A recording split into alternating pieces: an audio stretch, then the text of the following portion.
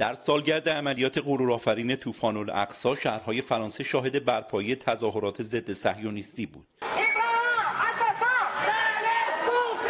تظاهرات راهپیمایی پاریس از میدان جمهوری شروع شد، همان جایی که این روزها میادگاه حامیان فلسطین و لبنان است.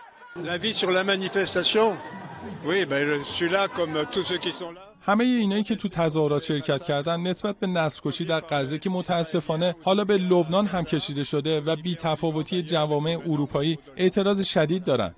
معترضان فرانسوی که در یک سال اخیر همزمان با شروع عملیات فلسطینی طوفان الاقصی نسبت به ده‌ها سال اشغالگری صهیونیست‌ها به خیابان آمدند، این هفته نیز بار دیگر از مقاومت مردم منطقه حمایت کردند.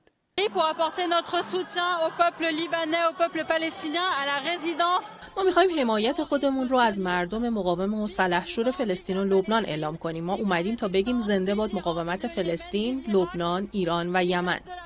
علاوه بر پاریس، چندین شهر بزرگ فرانسه نیز این روزها به طور مستمر شاهد برپایی تظاهرات حمایت از مردم فلسطین و لبنان و نیز محکومیت جنایات رژیم کودککش اسرائیل است.